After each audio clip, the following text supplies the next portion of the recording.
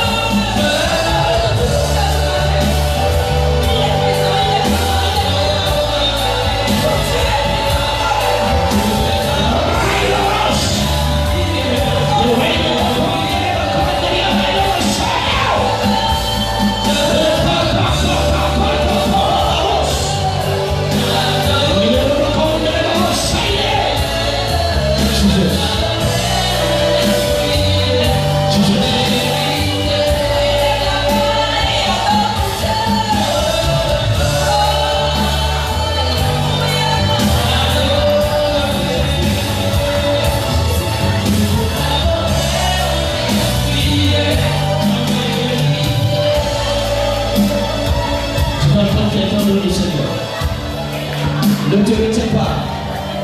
Le Saint-Esprit est là. Adore-le. Adore-le de tout ton cœur, de tout ton âme. Regarde, en ce moment où nous sommes ici, il y a des personnes qui sont poussées à la mort. Il y a des personnes qu'on a enterrées hier. Ça aurait pu être toi.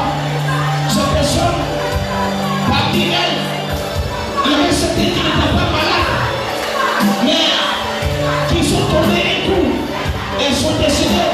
Peut-être par accident. Dieu a veillé sur toi. Bien-aimé, sois reconnaissant avec mon adoration ce matin. Sois reconnaissant pour ce que tu as fait pour toi. Je t'aime bien à un enterrement. Ça aurait pu être toi ou moi. Dieu nous a fait grâce. L'école t'a carrément.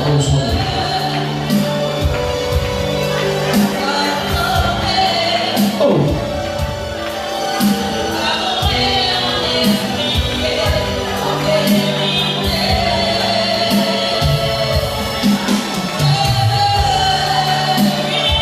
Oui, je veux!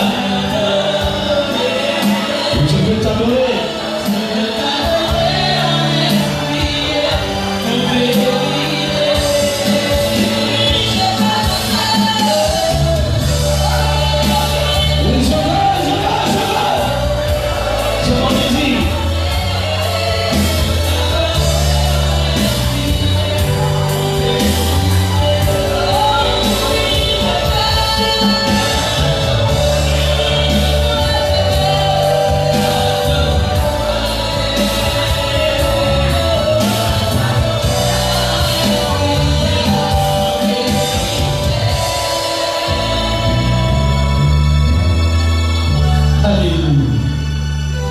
Bénissons ton nom ce matin. Nous te célébrons, nous te glorifions. Merci pour ta présence manifeste.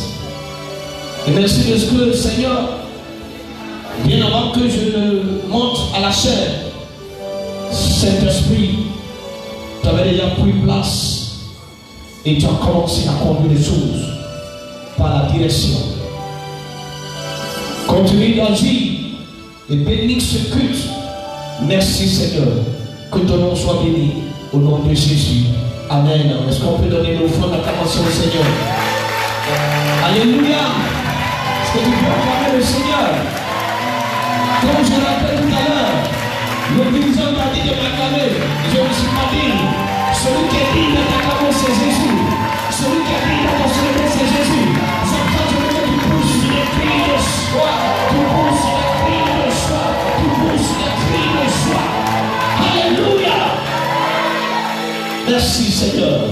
Avant de t'asseoir, salue ton voisin.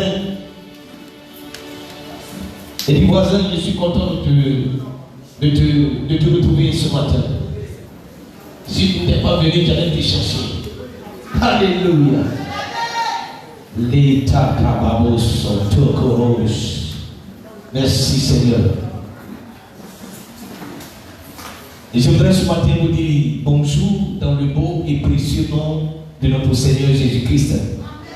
Que la grâce et la paix de Dieu soient nos batailles ce matin. Amen, amen. Beaucoup de nos frères et sœurs ne sont pas là ce matin parce que beaucoup sont en voyage. Nous prions le Seigneur parce qu'il y a certains qui vont rentrer aujourd'hui. Amen. Donc, c'est pour ça que vous voyez qu'il y a beaucoup de chaises vides. Beaucoup sont en voyage. Mais Dieu, par sa grâce, ils vont tous rentrer. Alléluia. Et notre bien-aimé m'a chargé de vous l'annoncer hier. Parce qu'il a fait un voyage. Notre bien-aimé, le juge Tapé, a fait un voyage. Il est arrivé hier à Miami aux États-Unis. Il m'a appelé pour me dire, dis à mes frères et sœurs que je suis bien arrivé. Et donc, mon bien-aimé vous salue. Amen. Que Dieu soit béni. Alléluia. Nous sommes contents ce matin d'être avec vous et de partager la parole du Seigneur. Bien aimé, c'est un privilège. C'est un privilège que je me tienne ici alors que parmi vous, beaucoup sont certainement plus qualifiés que moi. Mais Dieu, dans sa pure grâce, Amen, m'a choisi de vous conduire. C'est un privilège.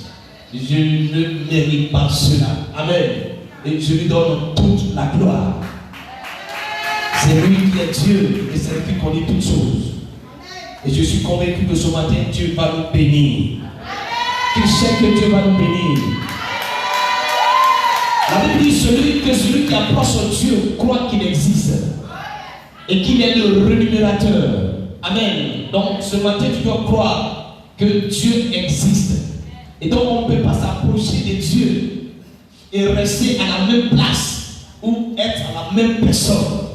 Mais quand on approche son Dieu, il y a une transformation qui s'opère. Amen, amen. Et toute chose commence d'abord dans le spirituel.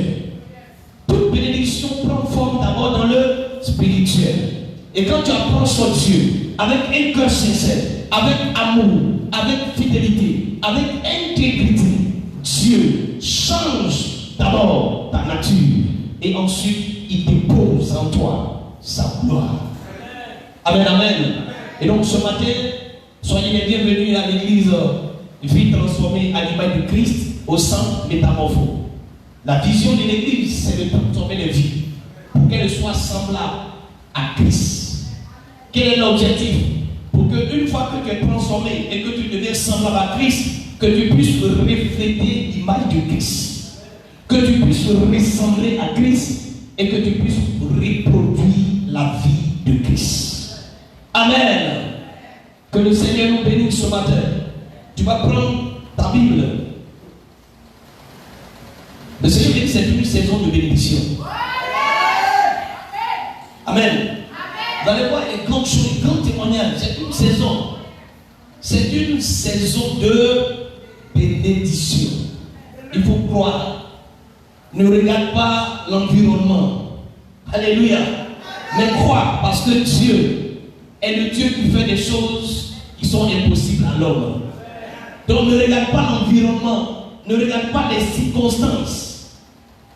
Les circonstances ne peuvent pas empêcher Dieu de te bénir. Job l'a dit. Il dit, personne ne peut s'opposer à la pensée de Dieu. Alléluia. Job chapitre 42. Il dit, personne ne peut s'opposer à la pensée de Dieu. Dieu a quelle pensée pour toi? Dieu pense quoi de toi? C'est des pensées de bénédiction. C'est des pensées de bonne santé. C'est des pensées de joie, de paix intérieure.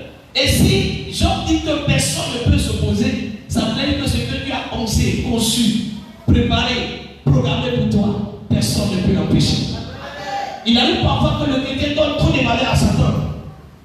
Alléluia. Vous donnez trop d'importance à Satan. Satan n'est rien. Voilà le problème. Il n'est rien. C'est toi-même qui lui donne cette valeur.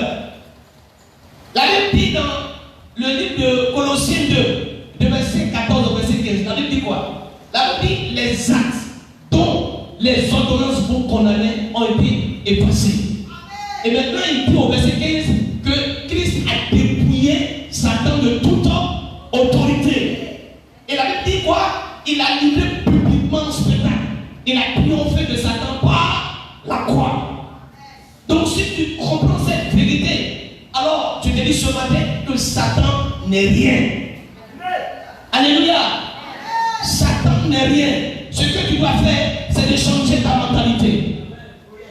Pour comprendre que Dieu a déjà préservé des choses pour toi. Et il te faut de courage et de détermination pour que tu puisses les posséder. Que Dieu nous bénisse. Prends ta Bible et allons-y dans 2 Samuel chapitre 9, de verset 1 au verset 12. 2 Samuel 9, de verset 1 au verset 12. Alléluia. Amen. Et je fais la lecture. David a dit 2 points. C'est important. Reste-t-il encore quelqu'un de la maison de Saül pour que je lui fasse du bien à cause de Jonathan? Amen. Il y avait un serviteur de la maison de Saül nommé Siba, que l'on fit venir auprès de David. Le roi lui dit: es-tu Siba? Il répondit, ton serviteur. Le roi dit: y a-t-il plus personne de la maison de Saül pour que juge envers lui de la bonté de Dieu? Et Siba répondit au roi: il y a encore un fils de Jonathan, perclus des pieds. Le roi lui dit: où est-il? Et Siba répondit au roi: il est dans la maison de Maki, fils Daniel, à Lobar. Le roi David l'envoya chercher dans la maison de Maki, fils de Daniel, à Lobar. Et Mephibosheth, fils de Jonathan, fils de Saül, vint auprès de David, tomba sur sa face, se prosterna. David lui dit: Mephibosheth. Et il répondit: voici ton serviteur. David lui dit: ne crains point, car je veux te faire du bien à cause de Jonathan ton père. Je te rendrai toutes les terres de Saül ton père, et tu mangeras toujours à ma table. Il se prosterna et dit: qu'est ton serviteur pour que tu regardes un chien mort tel que moi? Le roi appela Siba, serviteur de Saül, et lui dit: je donne au fils de ton maître tout ce qui appartenait à Saül et à toute sa maison. Tu cultiveras pour lui les terres, toi, tes fils et tes serviteurs. Et tu récolteras les récoltes afin que le fils de ton maître ait du pain à manger. Et Mephibosheth, fils de ton maître, mangera toujours à ma table. Amen. Au verset 11, et le verset continue: or Siba avait 15 fils et 20 serviteurs. Il dit au roi: ton serviteur fera tout ce que le roi, mon seigneur, ordonne à son serviteur. Et Mephibosheth mangea à la table de David comme l'un des fils du roi. Au verset 12, Mephibosheth avait un jeune fils nommé Mika. Et tous ceux qui demeuraient dans la maison de Siba étaient serviteurs de Mephibosheth. Mephibosheth habitait à Jérusalem, car il mangeait toujours à la table du roi. Il était boiteux des 2 pieds. Nous voulons bénir ta parole ce matin, Père. Et nous te disons merci pour l'occasion, l'opportunité que tu nous donnes ce matin de nous arrêter ici, dans ce lieu, Seigneur, exceptionnel, pour annoncer ta parole. Je prie que ta puissance, la puissance de cet esprit, m'enveloppe ce matin Et ma mère a dit, Seigneur, les pensées, les révélations de ton cœur à ton peuple.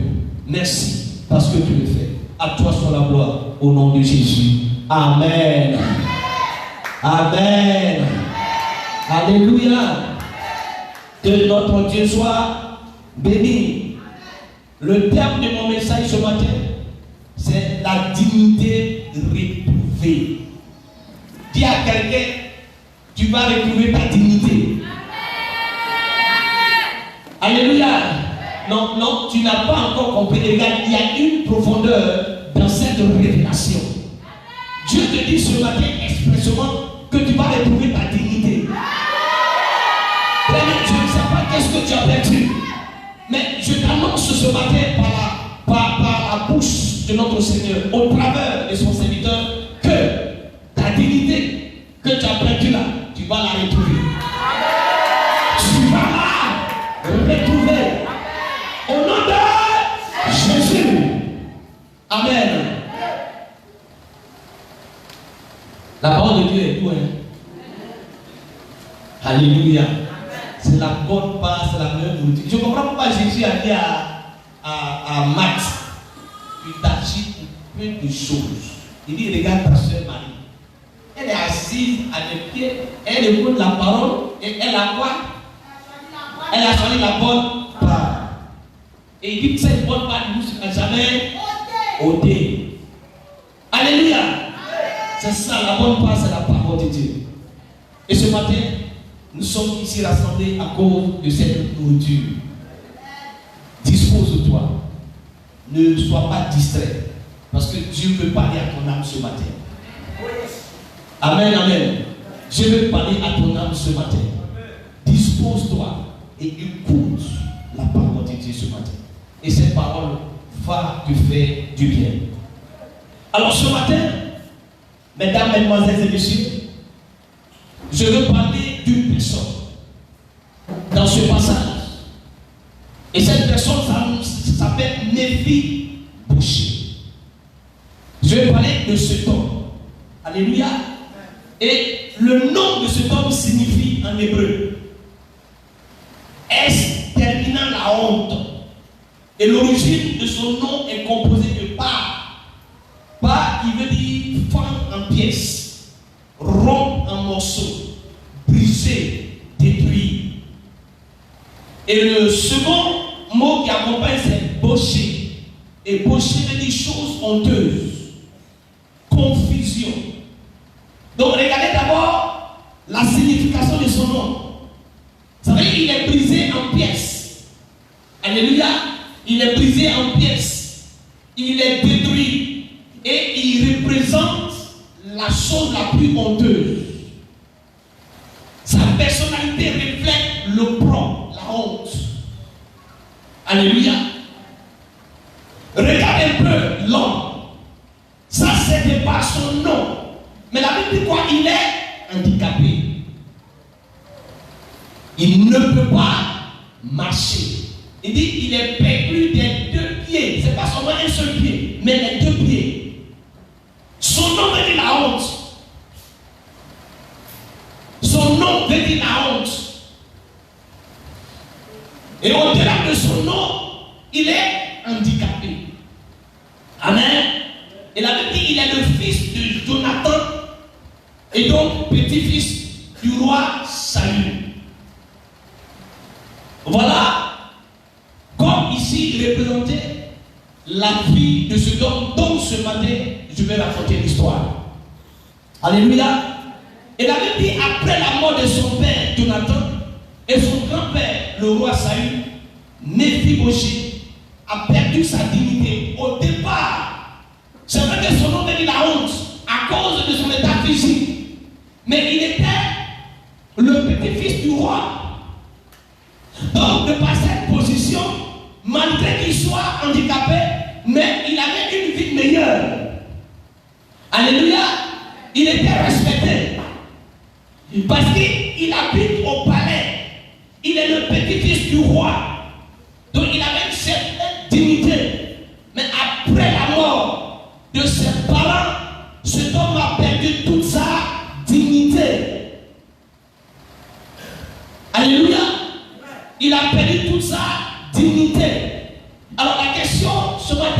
qui sera certainement ma phrase de Mathilde, c'est comment a-t-il pu retrouver sa dignité? Il a perdu cette dignité, il a perdu cette position. Il a pris la risée, la honte de sa génération. Comment il a pu retrouver cette dignité? Peut-être que ce matin, il y a une dignité que tu as perdue. Tu te trouves dans une position de honte, de moquerie. Comment Méphibosheth a pu changer sa situation? Alléluia. Comment de zéro on peut arriver à être un héros? De rien, de néant. Comment du bas de la société on peut être hissé parmi les grands? Dis à quelqu'un, c'est possible. Alléluia. C'est possible. Mais avant de vous donner toutes ces réponses, laissez-moi vous donner la définition de la dignité. Parce que si tu ne comprends pas le sens de la dignité, tu ne peux pas comprendre ce que cet homme a perdu. Amen. La dignité, il est traduit par le mot grec kuriotes. Et kuriotes signifie domination, pouvoir, autorité. Et l'origine, c'est kurios. Kurios est celui à qui une personne ou une chose appartient. Kurios, c'est sur quoi la personne a un pouvoir de décision. Celui qui possède et dispose d'une chose. Celui qui a le contrôle sur une chose. C'est ça la dignité. Donc quand tu possèdes une chose, on appelle ça la dignité. Quand tu contrôles une chose, on appelle ça la dignité. Quand il y a une chose qui t'appartient, ça peut être du matériel ou autre chose, on appelle ça la dignité. Mais quand vous perdez cette dignité, vous devenez ce qu'on appelle indigne. Parce que le contraire de la dignité, c'est l'indignité. Alléluia. Et l'indignité ici est traduite par Bélial. Bélial signifie bon à rien. Bélial signifie bon à rien. Donc quand la Bible dit que Méphibosheth a perdu sa dignité, ça veut dire qu'il est devenu un bon à rien. Alléluia. Ce nom veut dire sans profit. Perdre sa dignité veut dire mauvais garçon ou mauvaise fille. Perdre sa dignité veut dire ruiner, détruire. Je ne sais pas si ce matin les gens te regardent comme étant un bon ami. Je ne sais pas ce que les gens pensent de toi. Je ne sais pas ta promotion, ceux avec qui tu as fréquenté. Quand ils te regardent, qu'est-ce qu'ils pensent de toi? Je ne sais pas ce que ta famille pense de toi. Alléluia. Mais si ce matin tu es conscient que tu as perdu le contrôle de quelque chose, tu n'as plus le pouvoir sur quelque chose, tu n'as plus la domination sur quelque chose, ça veut dire que tu as perdu ta dignité. Alléluia. Mais dans la définition française, parfois on dit non, c'est ma dignité. Ça, c'est ma dignité. Dieu te t'a dignité. Dignité, c'est quand on a le pouvoir sur quelque chose. Alléluia. Quand on a le contrôle sur quelque chose. Mais tu contrôles quoi? Tu as le pouvoir sur quoi? Donc, arrête de dire ma dignité. Il ne faut pas toucher à ma dignité. Ta dignité représente simplement ta personne. Là. Amen. Alléluia. Comment retrouver cette dignité? Comment? C'est possible avec le Seigneur. Alléluia. Alors, laissez-moi vous éclairer volontaire sur la condition de cet homme. Après le décès de ses parents, la Bible dit il est un bon à rien. Il est ruiné et il est handicapé. Voilà la vie de Méphibosheth. Il est devenu un bon à rien. Parce qu'il a tout perdu. Après que Saül, son grand-père, est décédé, tout a été arraché. Tous les biens, toutes les richesses. Il a été déshérité. Il n'avait plus d'héritage. Parce que son grand-père était un véritable dictateur. Vous savez, quand il y a des chefs d'État dictateurs, quand ils sont déchus, amen, amen, Il arrive parfois que, en réalité, ils ne sont plus rien dans leur pays. Ils ne possèdent plus rien dans leur pays. Il y a des pays où on va jusqu'à arracher tout ce qu'ils ont. Amen. Alléluia. J'ai vu sur une chaîne étrangère un ancien chef d'État dans un pays d'Afrique dont je ne dis pas le nom. Il avait construit un château chez lui. Après qu'il a été déçu, ils ont montré que la maison restait en brousse. Amen. La maison est restée en brousse. C'est fini. C'est abandonné. Les herbes ont poussé. C'est fini. Et le reporter est parti là-bas avec nostalgie qui parlait de ce grand chef d'État. Alléluia. Amen. Gloire soit rendue à notre Dieu. Donc cet homme est devenu un bon allié, ruiné, et il est handicapé. Et la Bible dit qu'il avait les jambes estrophiées. Voici cet homme. Je ne sais pas si tu compares ta vie à la vie de cet homme. Si tu fais une comparaison, tu trouveras que ta situation était meilleure. Alléluia. Que ta situation actuellement était meilleure que la situation de cet homme. La Bible dit qu'il était perclus des deux jambes. C'est-à-dire qu'il ne peut pas user de ses pieds pour faire quoi que ce soit. Il ne peut pas travailler. Il a été déchu de son héritage. Son oncle dit la honte. Un bon allié. Il est ruiné. Voilà ce qui reste de Méphi-Bouchi. Et dans ces épîtres, l'apôtre Paul, pour illustrer les difficultés et les efforts, les victoires de la vie chrétienne, se sert des expressions courantes en athlétisme. Parmi les termes employés dans les milieux sportifs, il y a le mot handicap, d'origine incertaine. Il est utilisé pour une course à pied ou à cheval, où certains candidats à la victoire portent parfois un poids ralentisseur pour égaliser les chances du succès des concurrents. C'est là qu'est venu le mot handicap. Mais le terme sert maintenant aussi pour désigner une personne dont les capacités physiques ou intellectuelles sont limitées ou réduites. Donc quand on dit il a un handicap, ça veut dire quoi? Ses capacités physiques ou ses capacités intellectuelles sont réduites. Alléluia. Amen, amen. Sont réduites ou limitées. Et cet handicapé-là peut être parfois de par ta race. Amen. Ta race, en tant que homme, je ne sais pas si je dis noir, parce qu'ils ne sont pas noirs. Amen. On est marron, n'est-ce pas? N'est-ce pas? Mais les gens nous appellent les nègres. Amen. Donc quand vous trouvez dans les pays des Européens, ta race peut déjà être un handicap pour toi. Amen. Alléluia.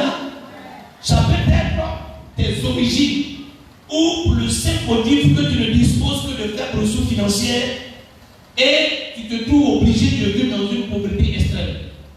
En conséquence, elle se trouve plus ou moins empêchée contre son gré d'atteindre les buts qu'elle se propose dans la vie. Donc quand tu n'as pas les moyens, quand tu n'as pas d'argent, c'est un handicap.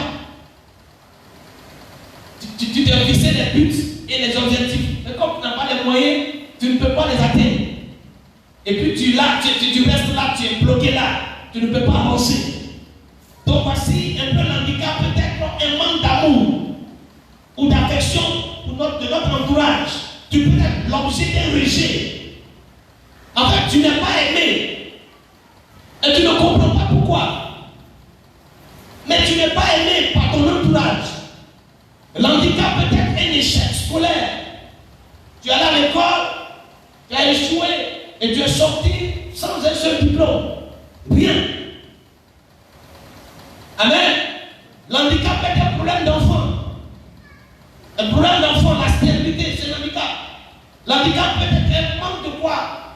Pas de conjoint, pas de conjointe. Donc tu es un célibataire et un Russie. Amen. L'handicap peut être un problème de santé. Ça peut être un problème de chômage. Ça peut être un problème qui t'empêche de te résoudre. Alléluia. Voici un peu le thème d'un handicap. Alors, allez-y avec moi, voir dans Marc chapitre 10, de verset 46, un exemple pour illustrer une situation d'indignité. Un bon allié, un handicapé.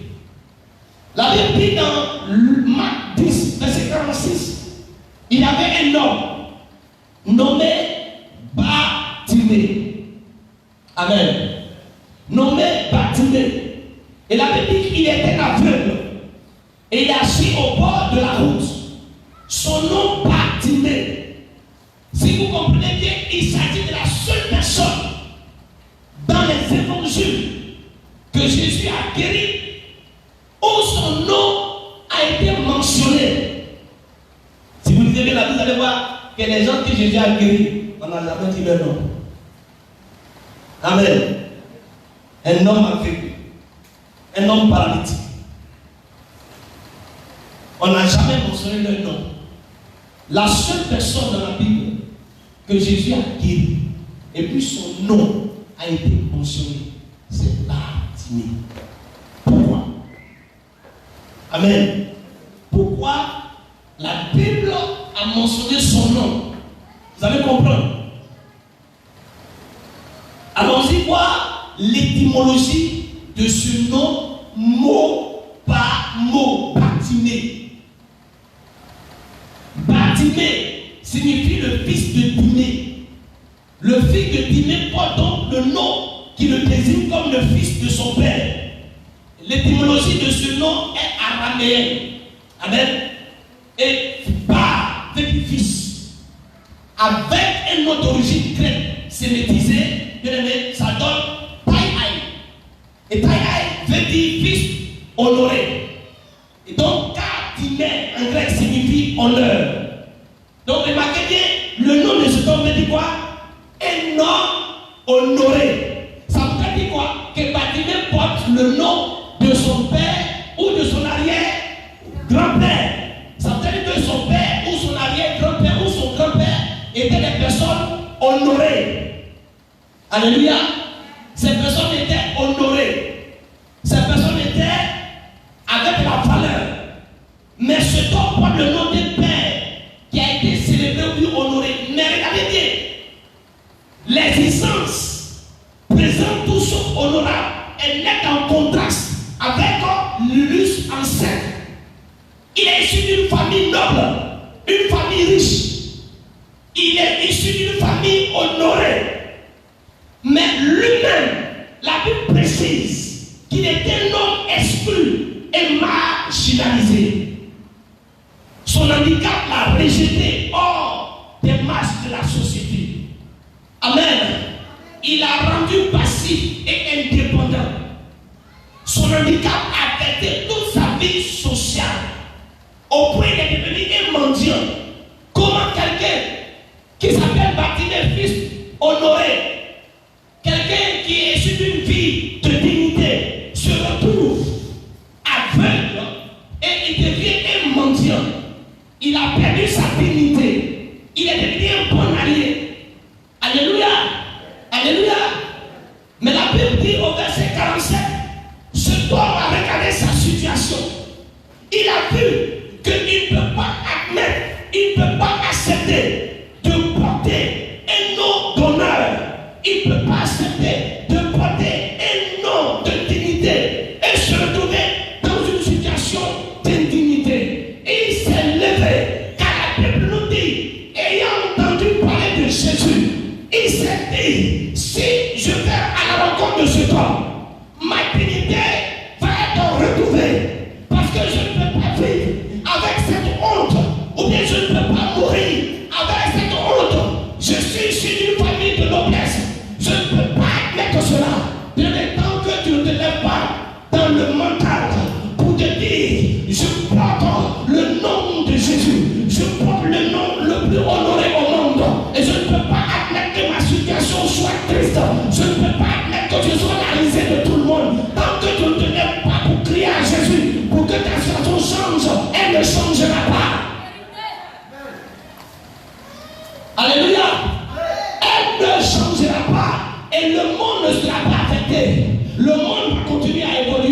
les gens vont vivre.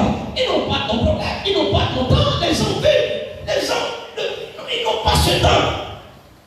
Il n'y a que toi qui dois te lever et dire, il faut que ma situation change.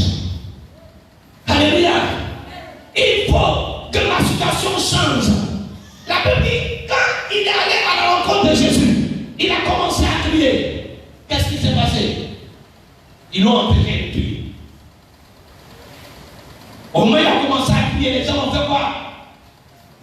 Ils l'ont empêché. On dit tais-toi. Tais-toi. Pourquoi? Parce que les gens voudraient que tu sois dans la même situation. Alléluia. La société voudrait que tu sois à la même position. Mais la Bible dit, il ne sait pas qu'il a commencé à crier encore plus fort. Mais tu me diras, je prie. Mais est-ce que tu es sûr que Jésus entend ta voix? Parmi tant d'autres. Est-ce que tu es sûr que Jésus entend ta voix? Il a crié encore plus fort. Jésus a fait quoi? Il s'est arrêté. Alléluia. Pour cet homme, un bon à rien, un homme exclu, un homme marginalisé, cet homme a arrêté Jésus. Et Jésus l'a guéri. Il a retrouvé sa dignité. Alléluia. Est-ce que quelqu'un veut retrouver sa dignité ce matin? Alléluia. Il a retrouvé sa dignité. Alors, dans notre texte de base, 2 Samuel 9, verset 1, David dit, reste-t-il encore quelqu'un de la maison de Saül pour que je lui fasse du bien à cause de Jonathan? David te dit, roi, après des oppositions, après des obstacles, David a accédé au trône. Et quand il accède au trône, je prédis le premier décret qu'il va prendre. Alléluia. Le premier geste qu'il va faire, c'est de rétablir la dignité d'une personne. Et il va chercher à rétablir la dignité d'une personne. Mais la personne qui doit rétablir sa dignité doit appartenir à la famille de Jonathan. David ne s'assoit pas sur le trône et ne dit pas le peuple d'Israël pour dire, je suis devenu roi, alignez-vous, venez recevoir chacun sa part. Non, David dit, je vais bénir quelqu'un, je vais honorer quelqu'un. David dit, je vais rétablir la dignité d'une personne, mais cette personne doit appartenir dans la lignée de Jonathan. Est-ce qu'il reste encore quelqu'un de la maison de Saül? Il ne bénit pas à cause de Saül, mais il va plus loin parce que les Juifs travaillent selon l'ordre généalogique. Donc il va dire, est-ce qu'il y a quelqu'un qui fait partie de la maison de Saül? Et il va plus loin pour qu'il se lui fasse du bien à cause de Jonathan.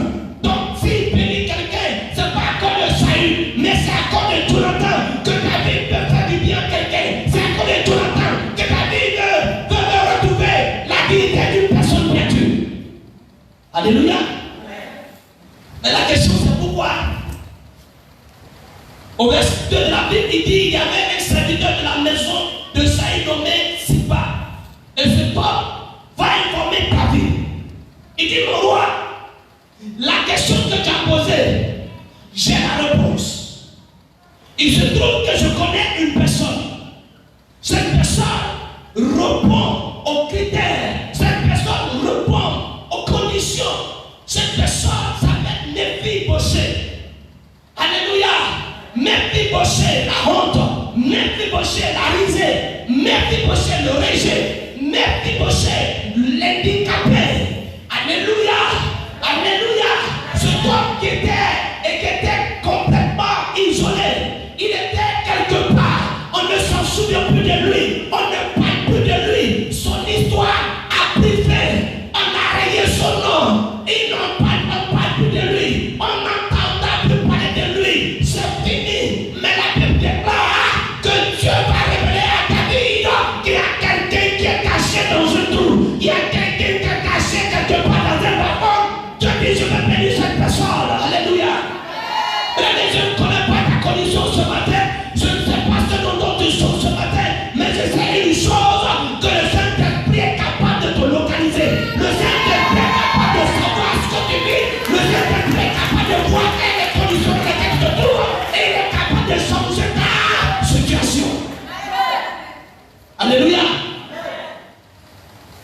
si les autres ne te voient pas, Dieu te voit. Même si les hommes ne reconnaissent pas ta valeur, Dieu, lui, il reconnaît ta valeur. Alléluia. Et il dit, je connais. Il est handicapé. Où est-il? Où est-il? Qu'il soit court, qu'il soit grand, qu'il soit handicapé, ce n'est pas mon problème. Vous savez comment il va présenter ce monsieur? Il dit à David, oui, je sais où il est. Il s'appelle Mephibosheth. Il est handicapé. Est-ce qu'il avait besoin de donner toutes ces précisions? Mais il est peut-être à David, celui que tu cherches là, on l'a oublié. Alléluia. Celui que toi tu vas chercher là, nous là, il y a longtemps là, oublié. Et David dit, peu importe ce qu'il est, peu importe son arrière-plan, peu importe sa place sociale, peu importe sa présentation, sa morphologie, cela ne m'intéresse pas. Qu'il soit grand, ça ne m'intéresse pas. Qu'il soit grand, ça ne m'intéresse pas. Qu'il soit beau ou qu'il ne soit pas beau, ce n'est pas mon problème. Mais moi, David, je peux bénir quelqu'un à cause de Jonathan. Qu'il soit grand, ce n'est pas mon problème. J'annonce à quelqu'un ce matin, Dieu ne regarde pas ton arrière-plan. Il ne cherche pas à savoir tu veux de quelle famille, comment tu t'appelles, ça n'intéresse pas. Ce que Dieu veut, c'est qu'il veut te faire du bien ce matin. Alléluia. Dieu veut te faire du bien. Amen. Alléluia. Vous savez, la Bible dit dans 1 Samuel 16, le verset 7, la Bible dit, Dieu ne regarde pas à l'apparence, mais il regarde plutôt le cœur. C'est ça. Dieu ne regarde pas notre apparence. Ça ne l'intéresse pas. Ce que Dieu cherche, c'est nos cœurs. C'est ça qui intéresse Dieu. Que tu sois clair, que tu sois grand ou je ne sais pas, ça n'intéresse pas. On ne peut pas impressionner Dieu parce qu'on est bien habillé. Alléluia. Dieu même, il est le mieux même bien habillé même. Amen. Alléluia. Qui s'habille mieux Dieu même? C'est ça. Donc on ne peut pas l'impressionner. Non, c'est le cœur que Dieu regarde. Amen. Alors, la Bible dit, David envoie cet homme si bas, il dit va le chercher. Va chercher Mephibosheth. Et on va chercher Mephibosheth, on la voit devant David. Quand il est arrivé, la Bible dit quoi? Il tomba. Sa face se prosterne. Pourquoi? Parce qu'il a commencé à se poser beaucoup de questions. Ah! Qui suis-je? Regardez, lui-même dit quoi? Qui suis-je? Un chien mort. Moi, je suis un chien mort.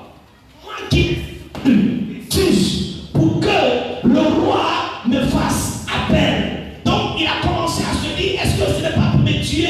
Est-ce que pour ne pas me mettre en prison? Déjà, ma situation j'appuie. Alors qu'est-ce que le roi va faire encore? Amen. Il avait dit quoi? David dit, ne crains point. Ne crains point. Car je veux te faire du bien. Alléluia. Je veux te faire du bien à cause de Jonathan. Je veux te faire du bien. Mephibosheth, à cause de Jonathan. Je veux te faire du bien. Alléluia. Je veux te bénir à cause de Mephibosheth, pardon, de Jonathan. Ne crains point. Ne te soucie pas. Si je te fais appel, c'est parce que j'ai pris la décision de te faire du bien. Alléluia. Donc regardons ensemble le contenu de cette bénédiction.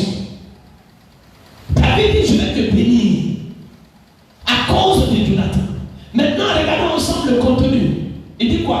Je te rendrai toutes les terres. Ça veut dire quoi? Ça veut dire quoi? Pourquoi il dit qu'il va rendre toutes les terres? On avait confisqué toutes les terres. Donc, il avait été déshérité. Amen. Donc, le premier contenu, c'est la rétrocession de son héritage. Alléluia. David dit, je vais rétrocéder ton héritage. Je vais rétrocéder ton héritage. Deuxième chose, tu mangeras à la table du roi. Amen. Donc le contenu ici, c'est la rétrocession de quoi? De l'honneur. Vous savez qu'il a perdu sa dignité. Donc il dit, je vais rétrocéder tes terres, mais également je vais rétablir ton honneur et ta dignité. Donc Dieu ce matin veut rétrocéder ce que l'ennemi t'a volé. Alléluia. La dignité que tu as perdue, Dieu veut t'amener à retrouver cette dignité. Mais il ne s'arrête pas là. Dieu veut encore rétablir ta dignité. Parce que, je dis l'honneur, ou si tu veux, l'héritage, si tu veux, la bénédiction s'accompagne avec toujours les honneurs. Alléluia. S'accompagne avec l'honneur. Donc quand Dieu dit, je vais rétrocéder ton héritage, je vais également aussi accompagner de cette situation de par le rétablissement de ta dignité. Amen. Alléluia.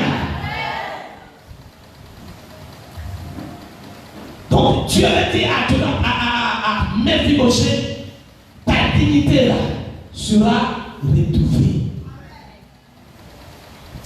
Mais alléluia, ta dignité là sera retrouvée. Mais quel était l'élément déclencheur? Qu'est-ce qui a amené David à vouloir rétablir la dignité de Mephibosheth? Qu'est-ce qui a amené David à prendre cette décision? Papa, il est le fils de Jonathan. C'est à cause de Jonathan. Sans Jonathan, David n'allait pas rétablir la dignité de cet homme. C'est parce que Mephibosheth a un lien avec Jonathan. Voici la condition. Sans ce lien, David ne pouvait pas rétablir la dignité de cet homme. Tu vas me comprendre ce matin, là où je vais en finir. Alléluia. C'est à cause de Jonathan. La Bible dit qu'il était exproprié, donc inutile à la société. Il ne pouvait rien apporter au roi David. Mais pourtant, David l'avait traité avec bonté. Lisons 1 Samuel 18, de verset 1 au verset 4. Lisez-moi s'il vous plaît. Vous allez comprendre pourquoi David décide de rétablir la dignité de Mephibosheth. 1 Samuel 18. Oui. Verset 1 à 4. Oui. David avait achevé de parler à Saül. Et dès lors, l'âme de Jonathan fut attachée à l'âme de David. Et Jonathan l'aima comme son âme. Oui. Ce même jour, Saül retint David et ne le laissa pas retourner dans la maison de son père. Jonathan fit alliance avec David parce qu'il l'aimait comme son âme. Verset 4. Il ôta le manteau qu'il portait pour le donner à David. Et il lui donna ses vêtements, même son épée, son arc et sa ceinture. Alléluia. Amen.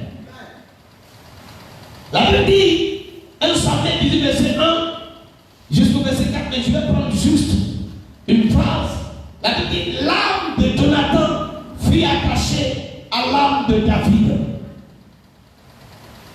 Et Jonathan l'aima comme son âme. Quelqu'un me comprend ce matin? Jonathan l'aima comme son âme. Dès qu'ils se sont vus, l'âme de Jonathan fut attachée à l'âme de David. Et Jonathan l'aima comme son âme. Jonathan signifie Dieu a donné. Dieu a donné. Et Jonathan est un type de Christ. Amen. Jonathan est un type de Christ. Quand nous lisons Jean 3, de verset 16, la Bible dit, tout le monde connaît ce verset. Dieu a quoi? Dieu a tant aimé le monde. Allons-y.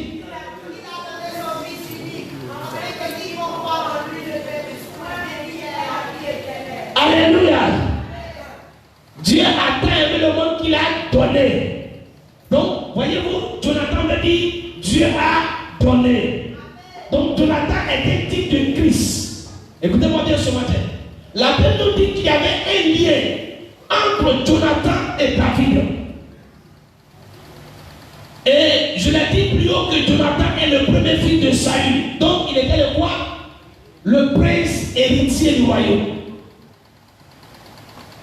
Ça veut dire que c'est Jonathan qui devait succéder à Saül, selon les normes. Mais la Bible dit, Jonathan fait alliance avec David parce qu'il aimait comme son âme. Il ôta le manteau qu'il portait pour le donner à David. Il lui donna ses vêtements et même son épée, son arc et sa ceinture. Et quand nous lisons 1 Samuel 23, de verset 17 au verset 18, David dit quoi?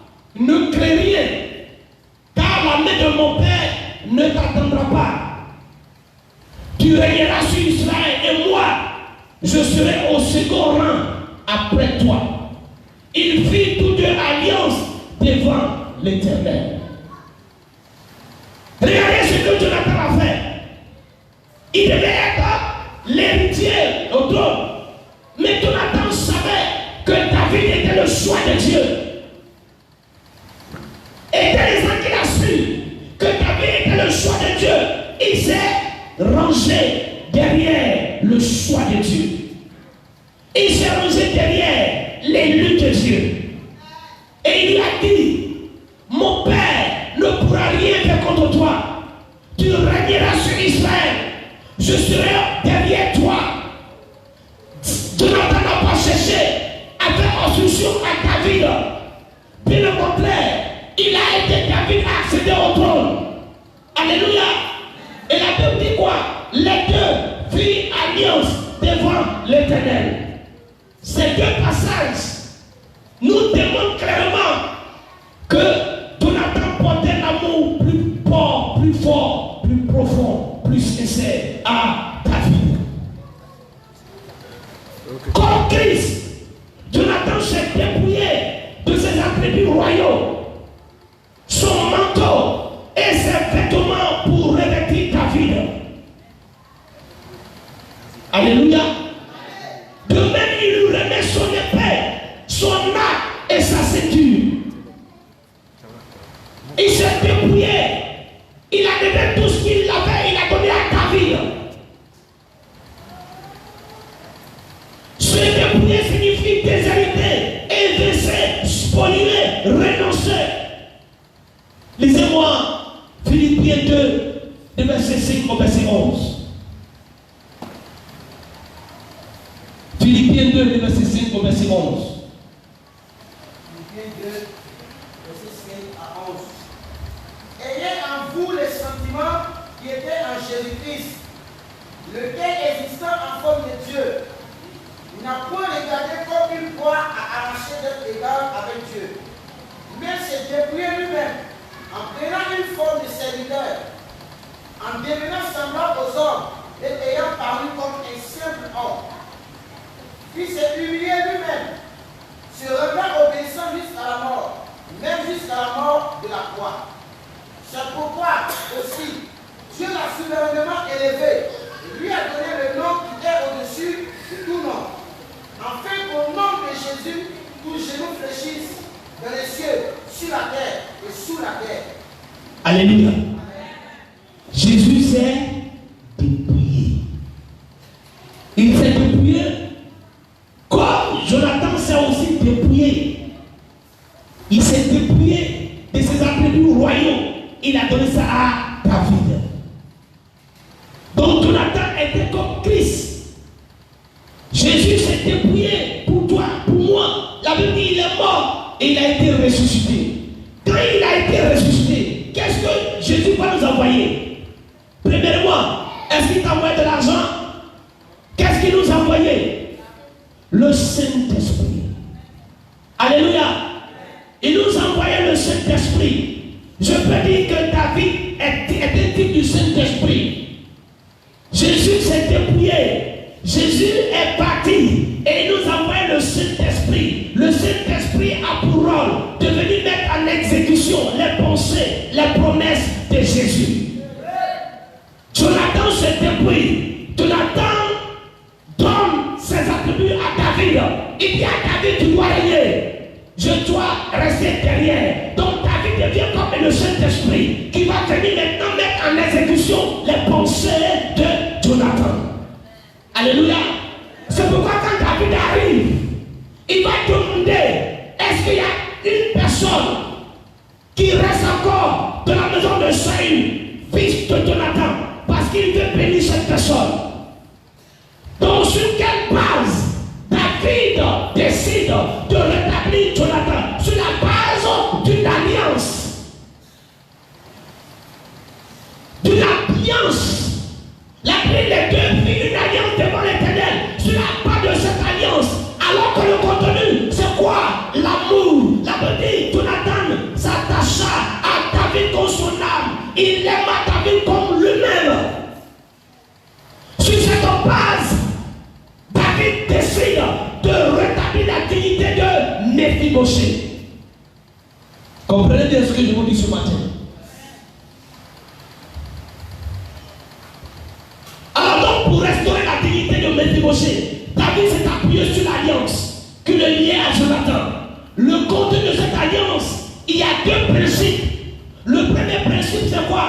C'est l'attachement à l'acte de David. Le mot attaché, il est traduit par le mot grec proskalao, qui signifie coller à, adhérer avec, se joindre étroitement. Et il est composé de pros.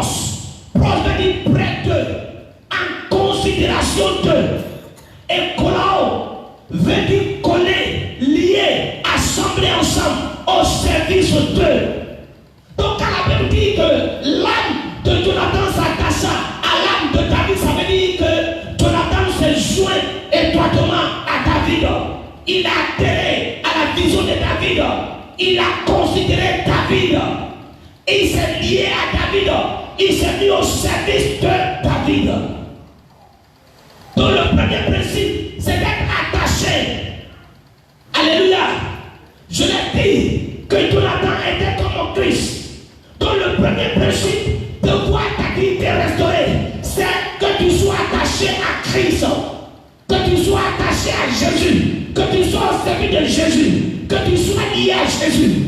Bien, mais si tu n'as pas de lien avec Jésus, le Saint-Esprit ne peut pas rétablir ta dignité. Le deuxième principe, on dit, Jonathan l'aima comme son âme. Ici, c'est le mot aimer. Je l'ai dit que le mot aimer, il y a trois définitions dans le grec. Mais je prends la définition qui nous sied ce matin ici. C'est agapao. Agapao veut dire amour sacrificiel. C'est un amour qui se donne entier. Un amour qui ne cherche pas son intérêt. Pourquoi tu suis Jésus? Pourquoi toi tu cherches Jésus? Est-ce que tu le cherches à cause du pain? Est-ce que tu le cherches à cause de bénédiction? Pourquoi te donner Jésus? Parce que plusieurs ne sont pas bénis. Pour la simple raison qu'ils cherchent Jésus. Non pas parce qu'ils aiment Jésus, mais ils suivent Jésus pour avoir les bénédictions matérielles et financières de Jésus. Alléluia. Alléluia. Voici les deux principes. La Bible dit que Jonathan s'est attaché à qui? À David. Si vous me suivez ce matin, c'est la clé que je suis en train de vous donner ce matin. Jonathan s'est attaché. Il s'est lié. Lequel est le lien qui te lie à Jésus? Est-ce qu'il y a un lien entre toi et Jésus? Quand toi-même tu te regardes, qu'est-ce qui te lie à Jésus? Est-ce qu'il y a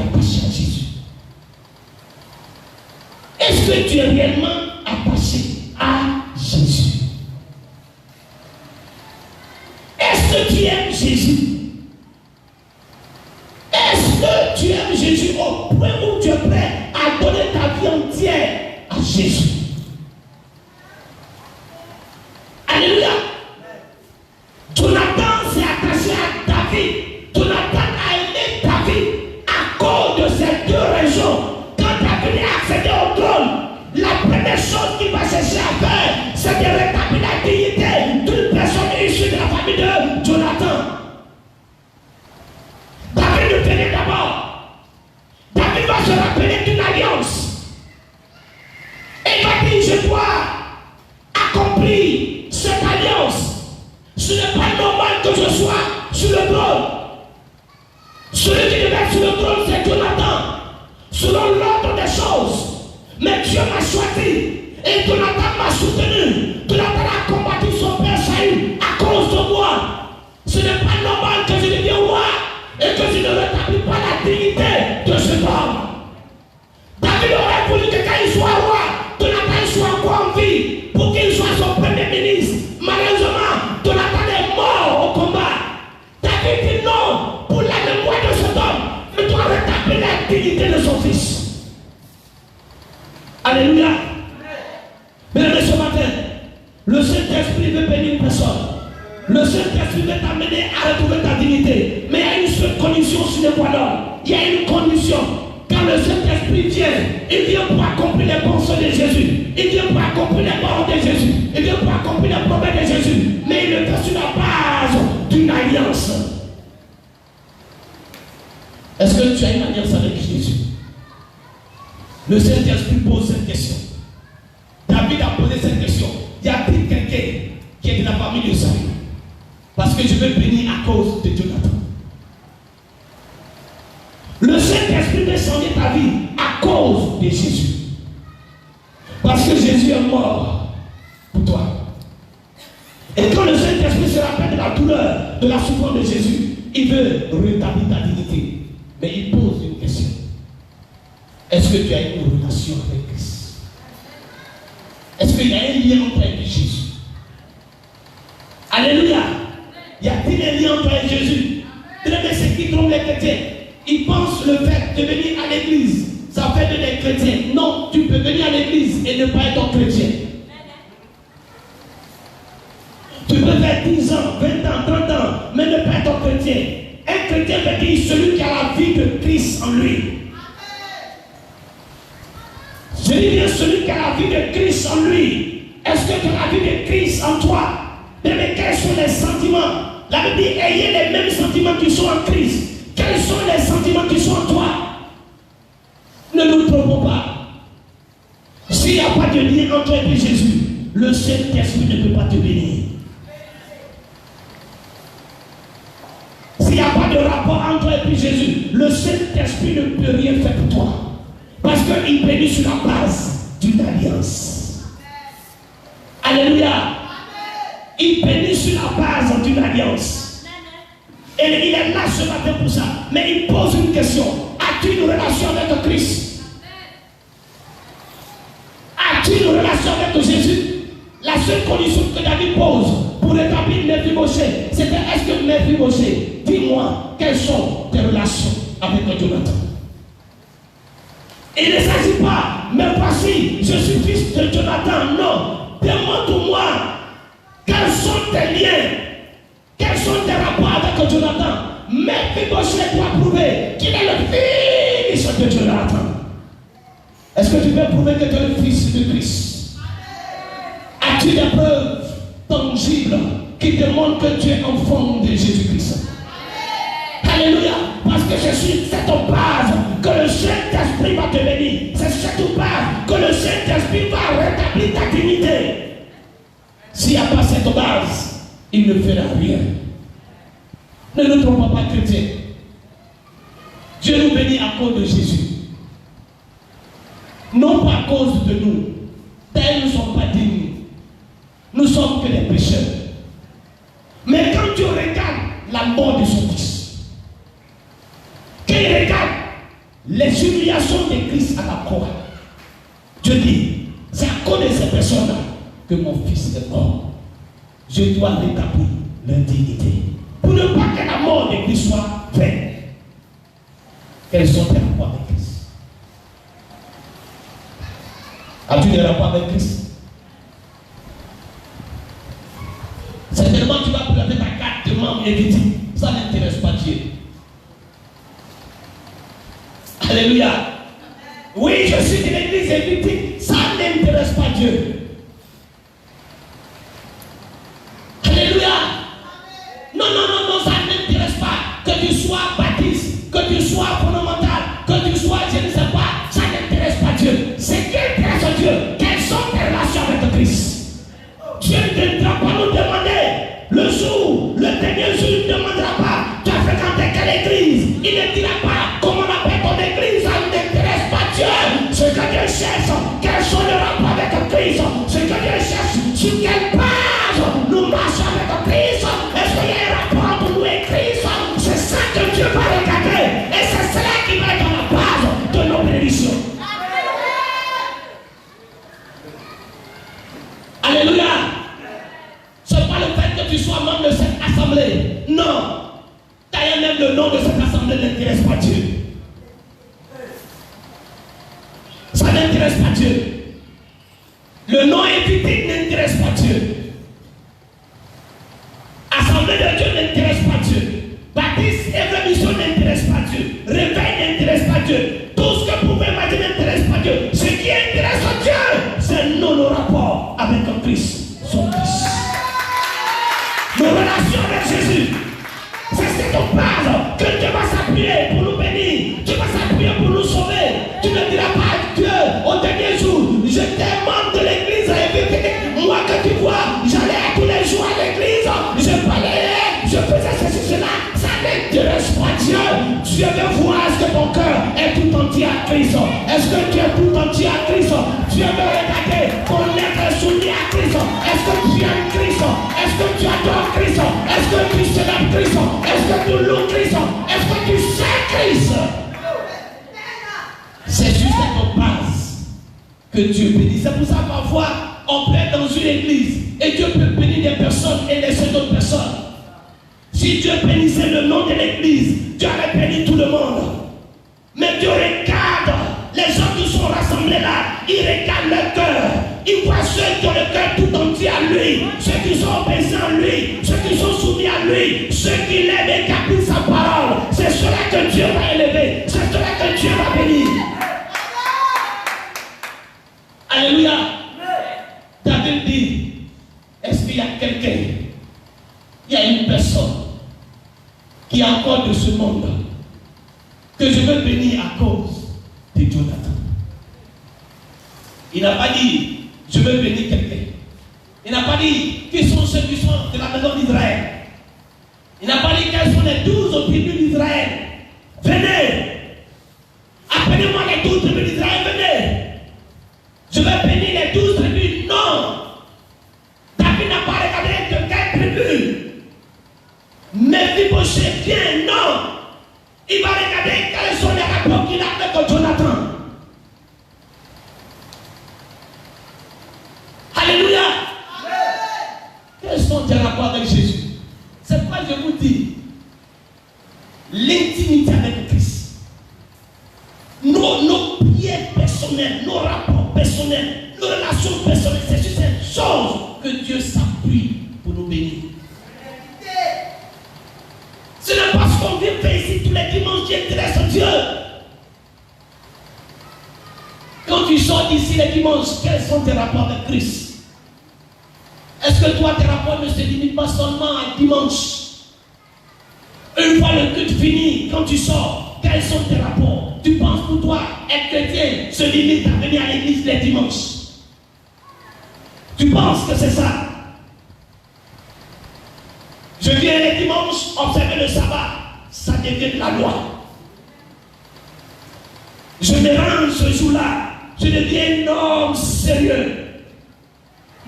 Oh, comme un enfant de cœur. Je suis très sérieux. C'est le sabbat. Ne me touchez pas. Et quand tu finis ça, tu sors. La vie de Christ, ça s'arrête là pour toi. Ce qui intéresse Dieu, ce sont tes rapports au quotidien avec Christ. Comment tu vis avec lui. C'est ça qu'il regarde. C'est parce que tu veux faire des demandes qui t'intéressent. Mais ce sont tes rapports avec Christ.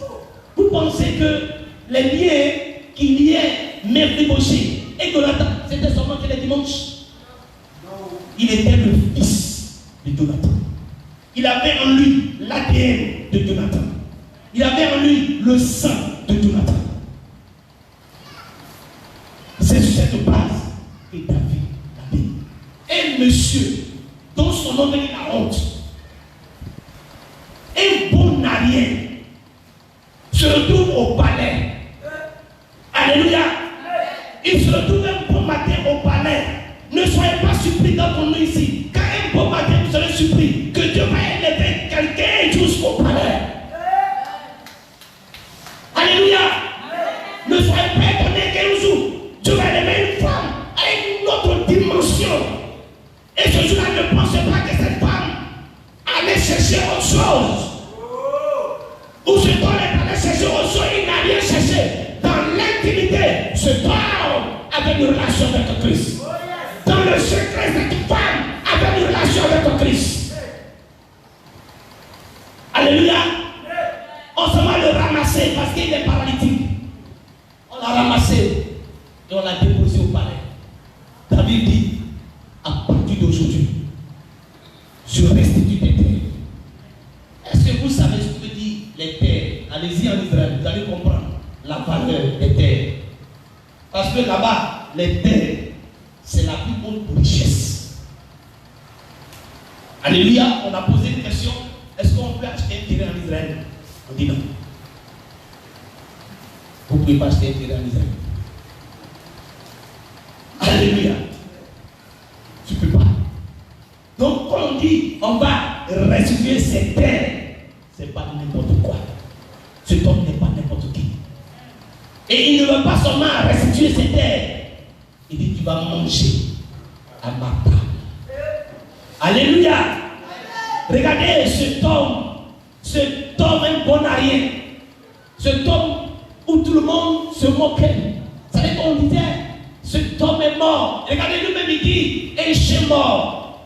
Pourquoi il se dit il est chien mort? Parce qu'à force d'entendre des paroles à son égard, avant d'entendre qu'il est bon arien, il est mort. Lui-même, il s'est résolu. Alléluia. Il a pris l'engagement, il est mort. Vous avez à un moment donné, on vous plaque un nom, une identité. Et après d'entendre ces choses, vous devenez vous-même la chose elle-même. Alléluia. Et il dit à David, je suis un chien mort. C'est cet homme qui n'a rien fait. Cet homme, il a fait quoi? Qu'est-ce qu'il a fait? Dites-le-moi. Il n'a rien fait, mais à cause d'une personne. Alléluia. À cause d'une personne, il n'a rien fait.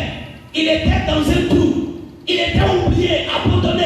Et un bon matin, la lumière est venue dans ces ténèbres.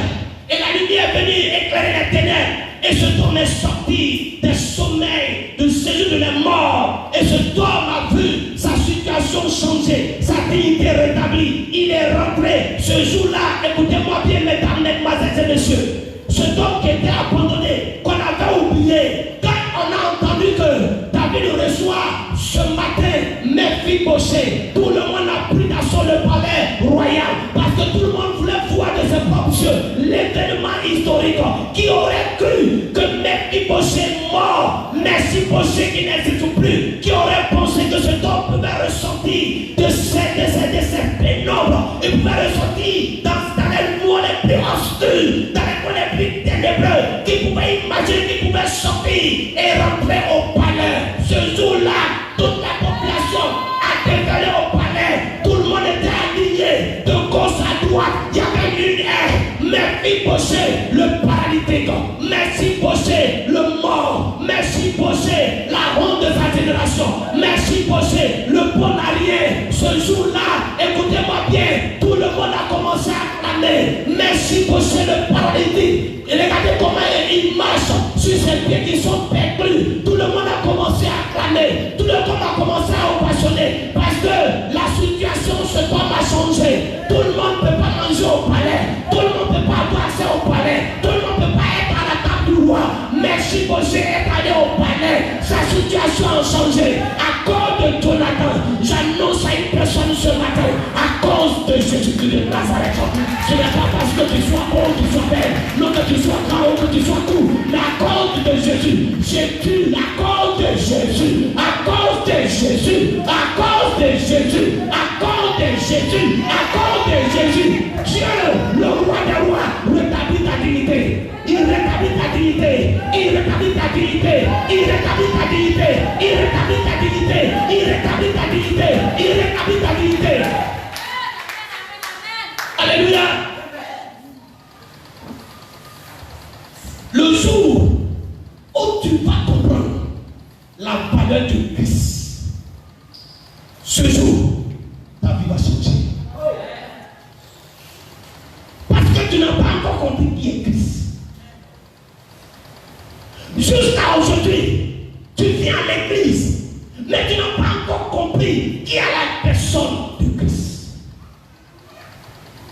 Le jour où tu sauras qui est Christ, ta vie va changer. Parce que ta façon de l'adorer va changer. Alléluia. Regarde, Christ, il est Dieu. Est-ce qu'il parmi nous ici avec des parents qui adorent les idoles? Ok. Moi aussi. Vous ne pouvez pas imaginer la considération que nos parents donnaient à ces idoles. Vous ne pouvez pas imaginer le respect. Vous ne pouvez pas imaginer la crainte qu'ils donnaient à ces idoles. Laissez-moi vous raconter une histoire. J'ai presque fini. Chez moi, au village, du côté de ma mère. Alléluia. C'est un village perdu quelque part dans la savane. Ils sont dans une extrême pauvreté. Là-bas, les maisons sont encore en bambou. Ils ne connaissent pas la modernité, l'électrification, l'eau potable. Ils ne connaissent pas encore ces genres de choses. Les maisons sont encore en paille. Les gaz. Mais, écoutez-moi bien, dans cette pauvreté, le Dieu qu'ils adorent dort dans une maison en dur. Avec les prix de tonnes, comme toiture. Et eux, ils tombent dans une maison fait un banco, en paix. La couverture, c'est avec les pailles. Mais regardez comment ils ont logé leur Dieu. Même si ce Dieu ne les bénit pas parce que c'était Dieu, il allait sortir de la pauvreté. Mais regardez la considération. Eux, ils dorment dans la maison avec bateau. Il pleut là. C'est compliqué pour eux. Mais leur Dieu, lui seul, ils ont fait une maison avec briques. Ils ont fermé avec tôle. Bien fait. C'est là-bas que ce Dieu-là se repose. Comment tu places ton Dieu? Quelle est la place que tu donnes à ton Dieu? Jésus. Quelle est la position que tu as mis Jésus? Si depuis là, on est chrétien, et puis les choses n'avancent pas, ça démontre là où on a mis Jésus. Alléluia. Pour ceux qui m'ont connu, et pour ceux qui me connaissent, savent qu'il y a un changement dans ma vie. Ceux qui m'ont vu au commencement de mon ministère, et à aujourd'hui, ils savent que ma vie n'est plus la même. Alléluia. Je n'adore pas un Dieu qui ne peut pas me changer. Non seulement spirituellement, physiquement, matériellement et financièrement. Dieu m'a changé. Dieu m'a changé. Je me souviens dans mes débuts, on avait que 1500 comme offrande. 1500 francs comme offrande les dimanches. 1500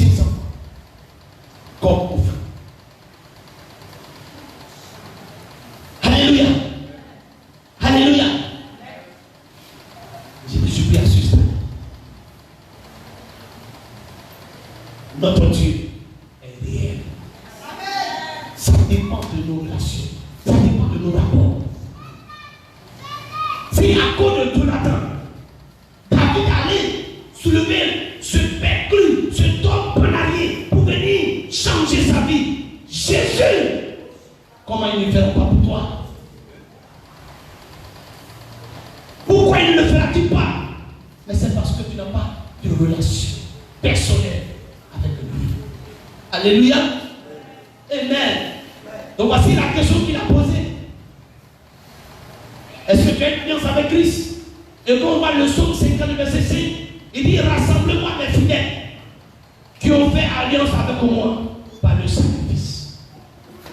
Ce sacrifice est quoi? Notre corps. Quand nous lisons Romains 12, verset 1, il dit: efforçons-nous à offrir notre corps en sacrifice à Dieu, qui soit un sacrifice saint et vivant. Et si on le fait cela, nous rendons un culte à Dieu. Ce sacrifice, c'est ton corps. Et tu dois l'offrir à Dieu. Un sacrifice saint. Un sacrifice pur. Mais si tu n'arrives pas à le faire, comment Dieu peut-il te bénir? Reste-t-il encore quelqu'un de la maison de Saül pour que je lui fasse du bien à cause de Jonathan? Quand vous lisez 2 Corinthiens 1, verset 20, la Bible dit: toutes les promesses ont été faites en Jésus-Christ.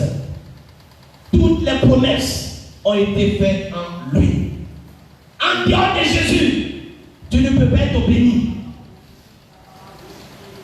Jésus seul. Donc tu dois aller chercher réellement, sincèrement Jésus-Christ. Jean 17, verset 7 dit quoi? Il dit: si vous demeurez en moi et que mes paroles demeurent en vous, demandez ce que vous voudrez et cela vous sera accordé. Si vous demeurez en moi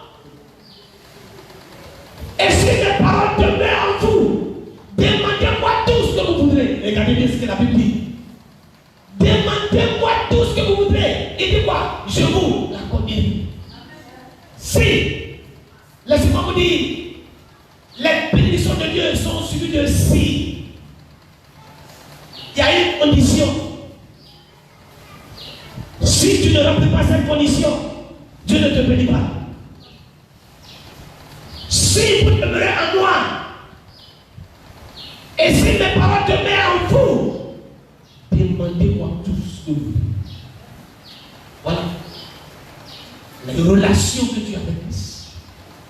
Mais quand tu lui demandes, il te regarde: est-ce que Christ demeure en toi? Est-ce que tu demeures en lui? Est-ce que mes paroles sont en lui? Mais sur quelle base il me demande? Ou bien il me demande sur quoi il s'appuie pour me demander?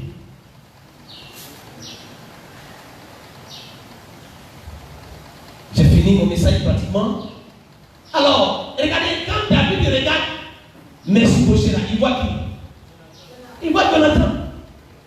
Quand il le regarde, il est là. C'est pas lui, c'est qui? Jonathan. Quand le Jonathan, cet homme-là, veut changer sa vie, c'est à cause de Jésus que Dieu nous bénisse. Sinon, c'est pourquoi? Est-ce que toi tu es juif?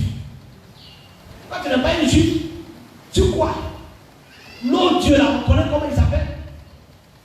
Amen. Sur quelle base Jésus là, il va te bénir? Quels sont tes rapports avec lui? Amen. Amen. Toi tu n'es pas une juif. Tu n'es pas juif. Tu es ivoirien comme moi.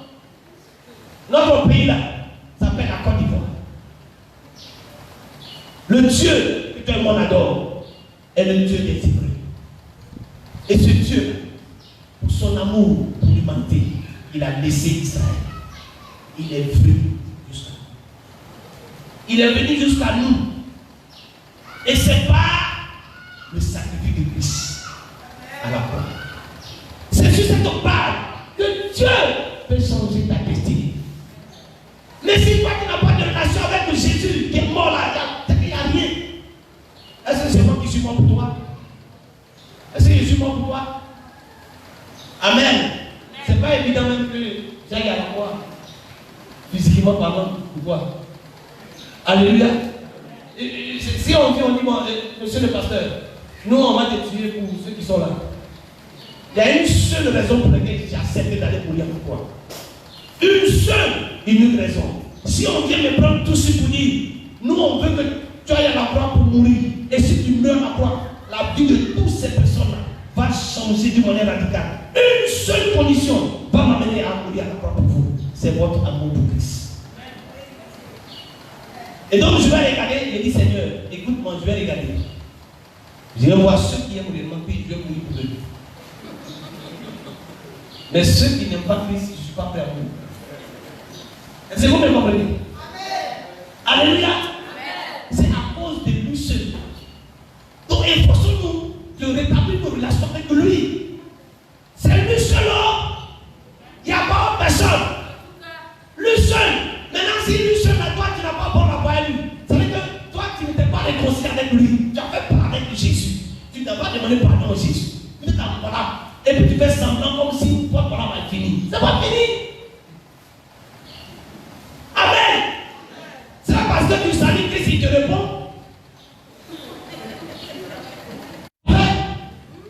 Quand on dit Hébreux 10, verset 26, on dit ceux qui ont connu la vérité et qui ont péché volontairement. Le sacrifice n'a plus de sens pour eux. Yes. Alléluia. Ah bon. Demeure en Christ. Demeure en lui. Et que ses paroles aussi soient en toi. Tout ce que tu veux, demande. Tout ce que tu veux, demande. Dieu va l'accorder. Et pour finir rapidement, laissez-moi vous donner 3 clés pour demeurer en Christ. 3 clés. Dans 10 minutes, j'ai fini. 3 clés. Première clé, renoncement au monde et à ses convoitises. Mais il faut renoncer au monde. Il faut renoncer. On renonce au monde et à ses convoitises. Il faut renoncer. Renoncer veut dire quoi? C'est faire abnégation complète de soi-même. Ceci en faveur de la cause ou de la personne que l'on sert. Jésus dit quoi? Marc 8, verset 34. Puis, ayant appelé la foule avec ses disciples, il leur dit, si quelqu'un veut me suivre, veut venir après moi, qu'il renonce à lui-même. Et qu'il le charge de sa croix et qu'il me suive. Si quelqu'un veut me suivre, qu'il renonce à lui-même. Est-ce que tu as appris à renoncer à toi-même? Est-ce que tes désirs ne te contrôlent pas? Est-ce que tes passions ne te contrôlent pas? Est-ce que tu as appris à te renoncer à toi-même? Pour renoncer au monde et à ses convoitises. Apprends à renoncer à toi-même. Deuxième clé, la loyauté envers Jésus. Beaucoup sont déloyaux. La déloyauté envers Christ nous prive des bénédictions de Jésus. Quand on parle de la loyauté, là, c'est la constance, la persévérance, le trait caractéristique d'un homme qui ne dévie pas de son but délibéré et de sa loyauté à la foi, à la piété, malgré les plus grandes épreuves et souffrances. Malgré que je souffre, mais je laisse à passer à Christ. C'est ça la loyauté. Maintenant, il y a un petit problème seulement, c'est fini pour toi. Dès qu'il y a une petite situation, là, c'est fini pour toi. Tu commences à parler comme Christ et ton camarade. C'est quand tu commences à bavarder, hein, dans ta maison, dans ta chambre, tu commences à bavarder. C'est quel Dieu ça? C'est Dieu depuis que je le sais, depuis que je le sais. Toi, tu le sais comment? Tu le sais où? Tu fais quoi pour lui? Et puis on commence à parler, tu n'es même pas loyal. Garde ta patience, même si c'est dur. Sois persévérant. Troisième clé, le dévouement à l'œuvre du Seigneur. Quand on parle de dévouement, on parle d'agir avec le zèle. Le zèle, c'est quoi? C'est la grande ardeur à servir une cause. Le zèle. Est-ce que tu sais Dieu? Est-ce que tu sais Dieu? Voilà. C'est que vous ne comprenez pas les principes. Regardez, la vie chrétienne là, elle fonctionne avec des principes. On vous dit, venez balayer le temps, venez entretenir le temps. On l'a dit volontairement. Donc, quand les gens disent volontairement, bon, toi, tu n'es jamais depuis, toi, tu es membre de cette église. Jamais un jour tu as pris balai pour dire tu as balayé un jour. Tu ne sais pas Dieu. Tu ne sais pas et tu veux que Dieu te serve. Alléluia. As-tu envoyé combien de personnes à Christ depuis quand je convertis? Regarde partout. Elle le courage de dire, c'est moi qui ai envoyé la soeur ou le frère à Christ. Est-ce que tu peux désigner quelqu'un? Tu n'as jamais envoyé quelqu'un à Christ. Jamais. Tu ne sais pas Dieu. Je vais vous donner un secret. Un secret pour ceux qui cherchent du travail. C'est pour vous que je vais parler ce matin. Vous qui cherchez du travail, regardez. Vous n'avez pas du travail à Christ. Je n'ai pas du travail. Mais je sais qu'il y a un travail que je vais le faire. Et pendant que Dieu fait ce travail, toi aussi, cherche un travail pour moi. Et ce travail, c'est de chercher des âmes pour toi. C'est un travail qu'on ne fait pas zéro l'honneur. Le seul travail au monde, vous ne faites pas zéro l'honneur. Et puis aussi, non. C'est un travail où on ne demande pas l'avis de quelqu'un. Tu deviens ton patron toi-même. Tu te lèves et puis tu vas de coup en coup. Mon frère, ma soeur, Jésus t'aime. Viens à Christ. Alléluia. Viens. C'est lui qui t'a créé. Tu dois le chercher parce qu'au dernier jour, si tu ne le connais pas, au dernier jour, tu seras disqualifié et tu iras en enfer. Donne ta vie à Jésus. Ça, c'est un travail. Et pendant que tu le fais, Jésus dit, lui là, ou bien c'est à la diplôme, elle fait du travail. Je vais lui donner maintenant du travail. Alléluia. Amen. C'est un secret. Je l'ai expérimenté moi. Alors que moi je cherche du travail, Dieu dit à son serviteur, va me servir. Il dit en moi, allez servir Dieu, mais je le sais comment. Alléluia.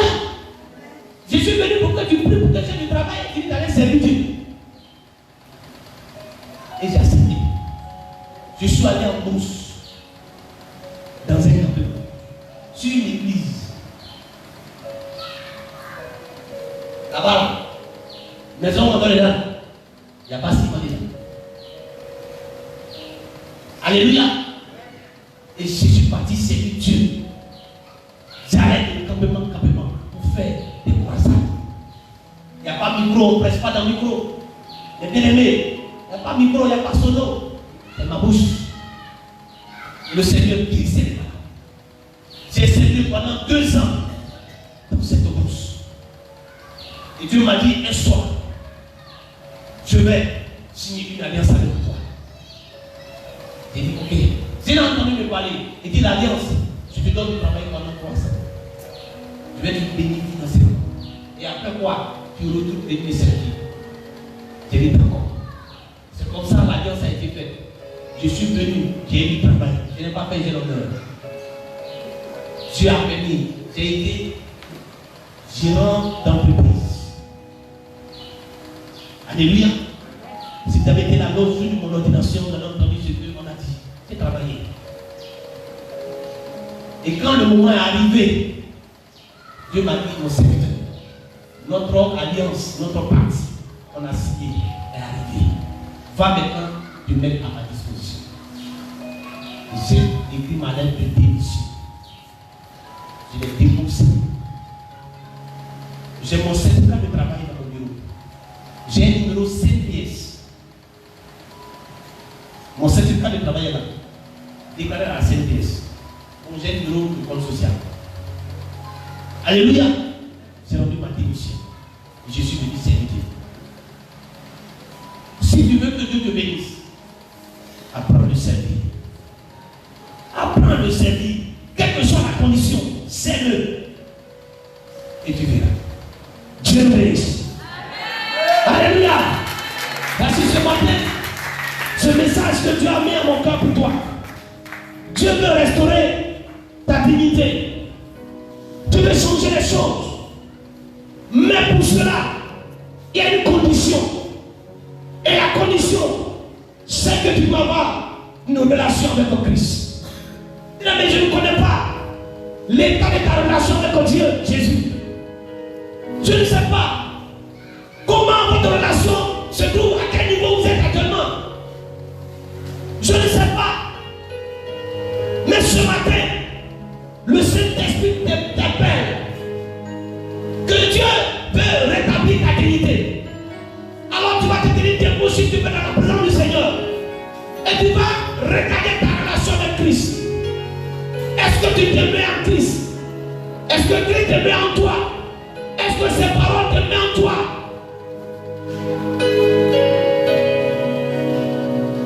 Si ce n'est pas le cas, s'il te plaît, ouvre ton cœur ce matin. C'est une opportunité que Dieu te donne ce matin.